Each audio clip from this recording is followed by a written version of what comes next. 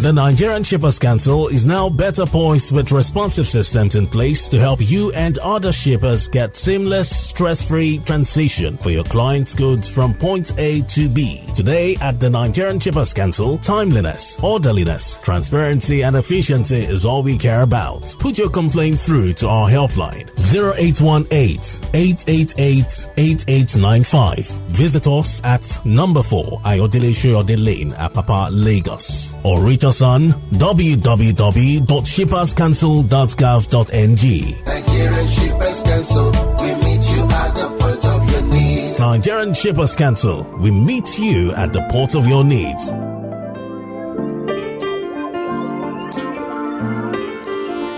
Lagos Traffic Radio 96.1 FM. Maritime today is the program, and we set for the conversation this beautiful morning. And today, like I said, we're going to be navigating the high seas of shipping costs in Nigeria, looking at the challenges and solutions. If I ask you to take a guess as to who my guest is this morning, little would you know that she is a highly accomplished legal expert and business leader, not just in Nigeria, but also along the international frontiers. She serves as the chairman of the Shipping Association of Nigeria and a prominent voice in the shipping world. In addition to her role at the Shipping Association, she is also a senior partner at Primero Africa Legal, PAL, where she leads the firm's corporate governance and, of course, the compliance practice. My guest has a strong background in international tax law, maritime law, mergers and acquisitions, and capital market transactions as well. She has advised on several high-profile commercial deals in Nigeria, covering various sectors such as the real estate, infrastructure, manufacturing, banking, and telecommunications. So you know that she's really, really very rich. Her impressive resume also includes serving as the president of the Commonwealth Lawyers Association from 2011 through 2013, making her the first and only woman to hold this position. She has also held leadership roles in other organizations, including the Association of Women Solicitors of England and Wales and the Royal Commonwealth Society. As a respectable expert in her field, my guest this morning has been recognized with several awards and honors, including being awarded the Officer of the Order of Nigeria, OON, and a Senior Advocate of Nigeria, SAN. It's a great honor to have joining us on the phone line this morning, Mrs. Boma Ayomide Alabi, who is Chairman, Shippers Association of Nigeria. Madam, it's nice to have you join us on the program. Good morning. Good morning, and thank you very much for that kind introduction. I'm very pleased to be here with you today. Wonderful. All right. In recent time, we've been having you speak on a whole lot of issues, especially those that are confronting shippers in Nigeria. But first things first, Mrs. Alabi, let's do some concept clarification here and demystification, if you will. What do you do at Shippers Association of Nigeria, and whose interest do you represent? Firstly, to hear any announcements, I am at the airport, so waiting to board a flight back to Lagos. Okay. But who do I represent? Firstly, I chair the Shipping Lines Association of Nigeria, which is an association of mostly your container shipping lines, and it's literally almost 95% of container shipping into and out of Nigeria. Beyond that, I am also the president of SACFIA, which is the Employers Association representing shipping lines, shippers, freight forwarders, and effectively all those players in the maritime sector, right, who are employers of labor in the sector. So let's touch down a bit. From that perspective, I speak for a very broad spectrum of the industry. Great. Okay, so let's touch down a bit on this association now, the Shippers Association of Nigeria. How long has it been in existence? SAN has been in existence for quite a bit, at least over 2 decades. I have been chairing it now for 2 years, going on 3 years. SACFIA is the creation of statutes, and for a little while it was moribund, but we have recently resurrected it because it was necessary. I'm sure you would have heard about the agreement reached with the Maritime Workers Union on minimum wage, where we agreed that we'll pay our workers a minimum wage of 200,000 naira for maritime workers, which is the highest in any industry, in any sector in the country, and well above the minimum wage recommended by the federal government. Right. So that agreement was between NWN and FACSA. Okay, which is good. All right. So, in terms of, before now, we've been featuring different shippers associations from the various states in Nigeria, and they also have a national body, which is known as the Nigerian Shippers Associations. So, how different are the objectives of your association to that of the Nigerian Shippers Association? We share the same objective. All of us players in the industry want one thing. We want a level playing field. We want a competitive sector so that we can compete with our, other ports in the countries around us. Remember that we have the Africa Free Trade Agreement, which means that we effectively have an Africa without borders in terms of goods and services that are produced within Africa. Okay. It also means that, at the competing ports, remember Nigeria is not sitting in a silo. Nigerians can choose to drop their cargo in Tema, in Takoradi, in Lome, in Abidjan, and then truck it across to Nigeria. And if we're not careful about how costly and uncompetitive it is to do business in Nigeria in terms of maritime logistics, that is exactly what will be happening. And then the jobs that should be going to our Nigerians will be going out there to Nigerians, to Togolese, to Ghanaians, and what do we say, but good luck to them. Right. Look at the sort of bottlenecks to get at Apapa Port. You get your container, you put it on a truck.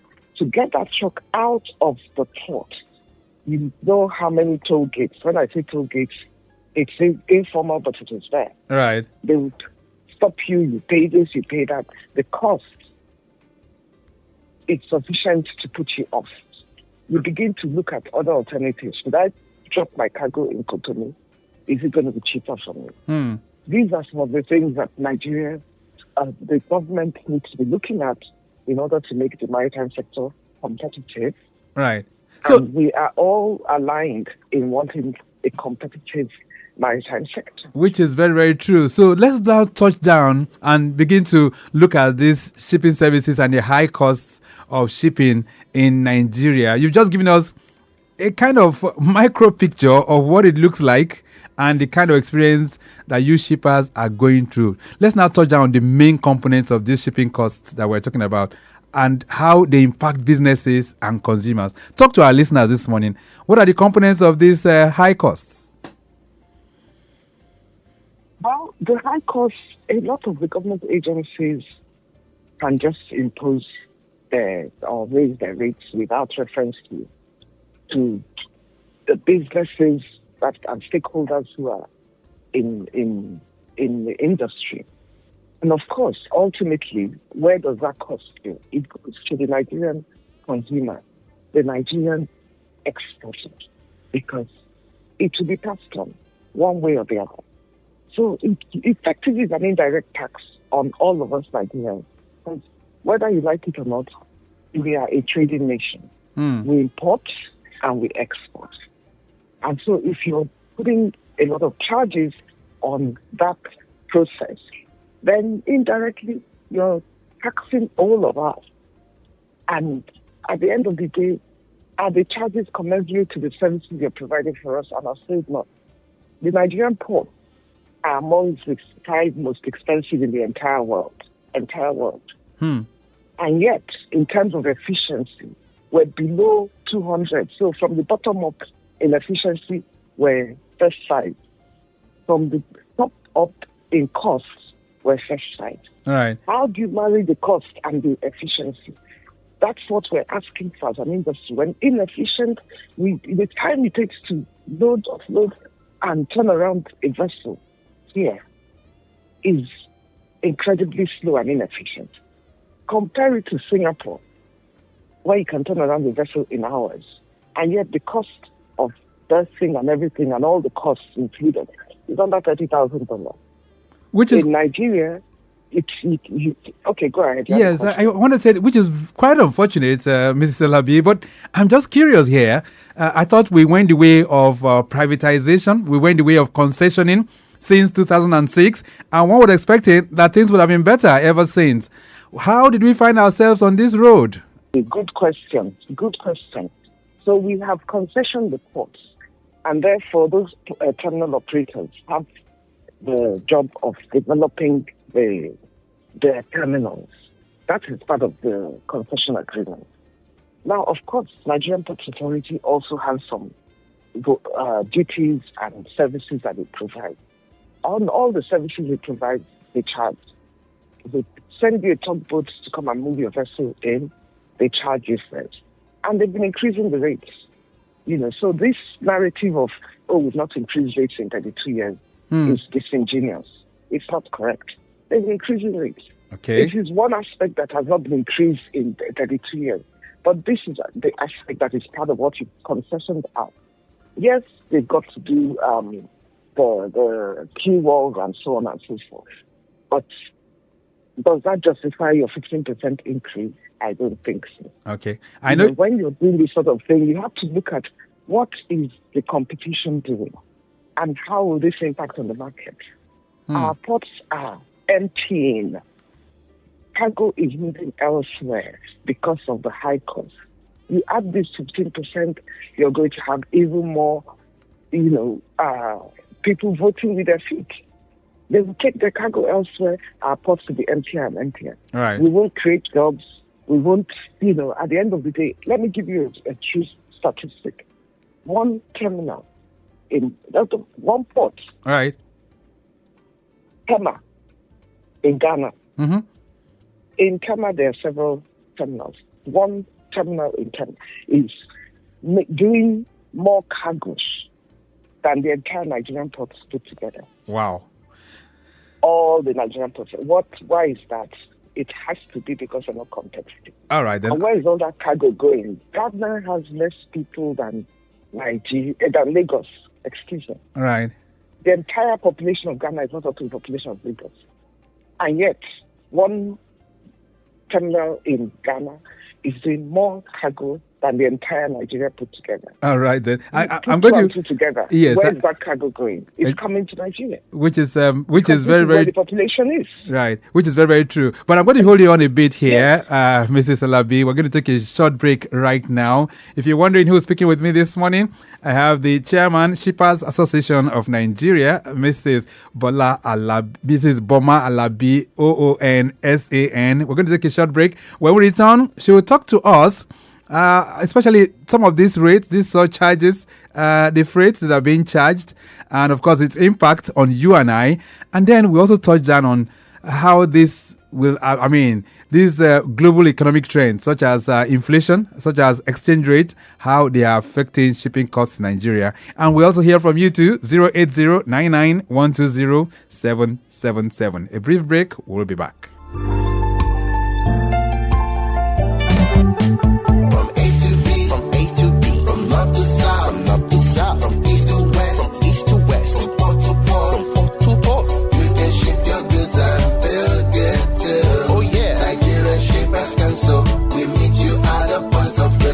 The Nigerian Shippers Council is now better poised with responsive systems in place to help you and other shippers get seamless, stress-free transition for your clients' goods from point A to B. Today at the Nigerian Shippers Council, timeliness, orderliness, transparency and efficiency is all we care about. Put your complaint through to our helpline 0818-888-8895. Visit us at number 4 Ayodele Shoyode Lane, Apapa, Lagos, or reach us on www.shipperscouncil.gov.ng. Nigerian Shippers Council, we meet you at the point of your need. Nigerian Shippers Council, we meet you at the port of your needs.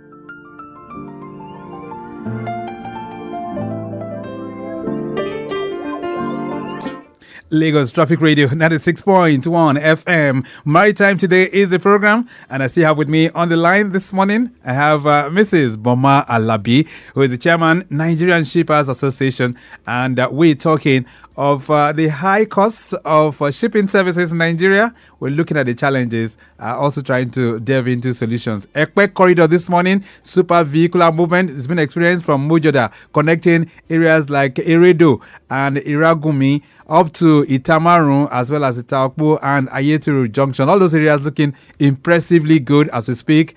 General Hospital also looking good as well, linking the T Junction and as well as Kyosho and K2. All those areas looking pretty fine. Those of you navigating to the island, you're still having it pretty good on the Yanowuru end, linking up with the Third Villan Bridge. Same for those of you coming in from Antonio K. It's still looking pretty good as well. All right, then. So let's get back to the conversation. Madam, I'm sure that global trends like inflation, I'm sure that is also affecting shipping services. For those of you who are in that world, talk to us. What has been the experience for you shippers? Well, of course, global trends are impacting on us. We're not insulated from whatever is happening in the world.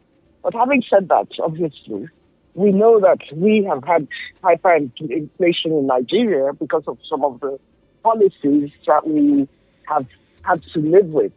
They were necessary. I agree with the government, that we should not have sustained subsidy for as long as we did. Right. But we're suffering through it with a view to a longer term gain. So yes, it's impacting on us.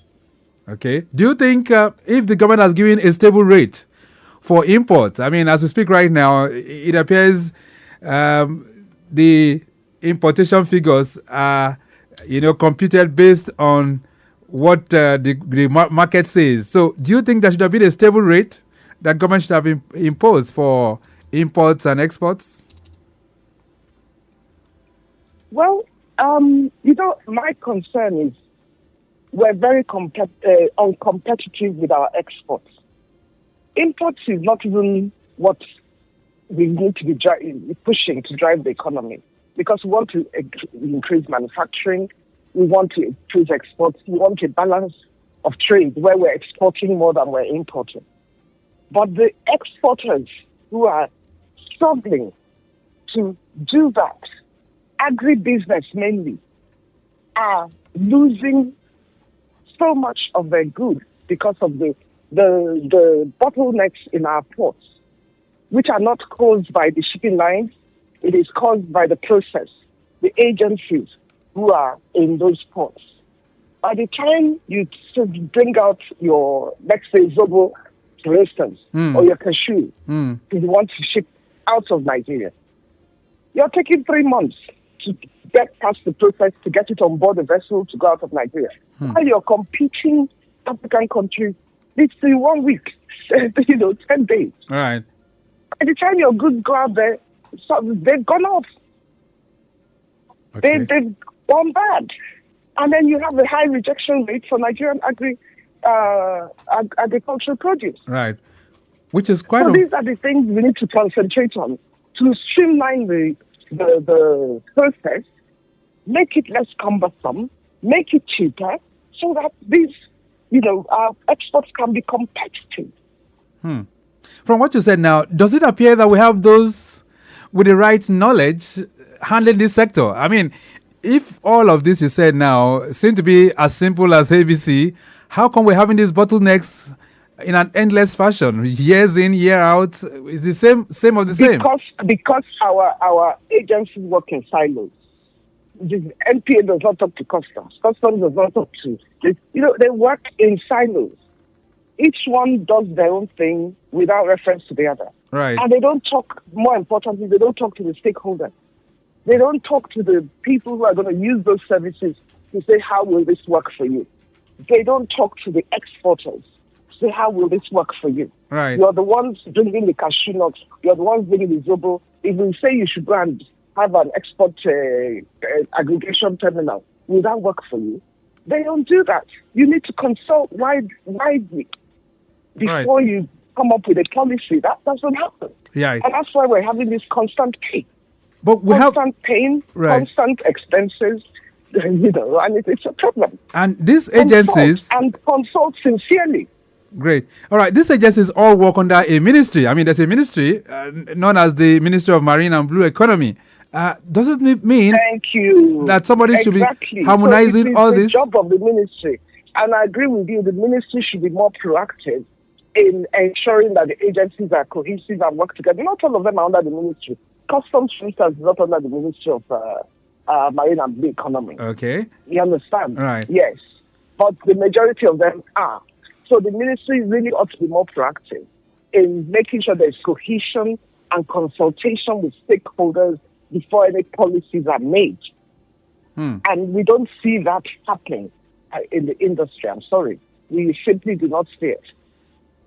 Mr. Alabi, let's look at the way forward now, even as we gradually wind towards the end of the program this morning. If you were to be, sitting in front of Mr. President this morning, what would be advised in terms of how we can really, really make our ports competitive and how we can change things for shippers in Nigeria?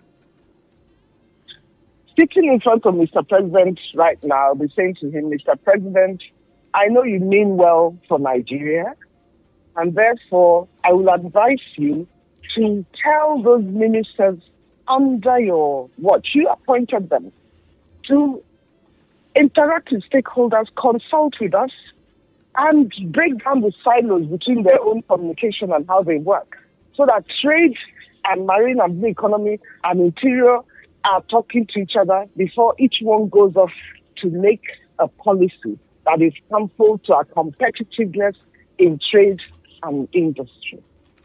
Mr. President, please tell Nigerian Ports Authority to put a pause to this 15% increase in the rate until we understand the implications of it and how it's hurting business, and look at other possibilities of achieving the same thing without causing the harm that this it will cause to our competitiveness against our other African ports. Mr. President, remember that Nigeria is not standing alone. There are other ports in Abidjan, in Cotonou, in Tema, in Takoradi, and the fact is goods from Nigeria are moving to those ports because Nigeria is not competitive. Mr. President, it is in your hands to make this change. Right. It's in your gift. Do it. That's what I would say to you. All right. So for your association, what kind of engagements have you been able to carry out? I mean, for those who are within this sector, the shippers are the the receiving end of all of these costs and all of that. So what engagements have you done in order to bring this to the attention of the authorities? Well, that's why I've been engaging with the media. I'm writing to the minister, and I've been engaging with the agencies as much as I can, where they've been giving me the opportunity to do so. Okay. And any feedback yet from the government, from what you've been doing? Not so far, but I'm not giving up. We will continue because it's in the best interest of the economy, it's in the best interest of Nigeria. Right. Have you engaged the Nigerian Shippers Council? We've been trying to get a meeting. We have continuous engagement. We had a stakeholders meeting where we made our views very clear to them, and they convened that stakeholders meeting in fairness to them.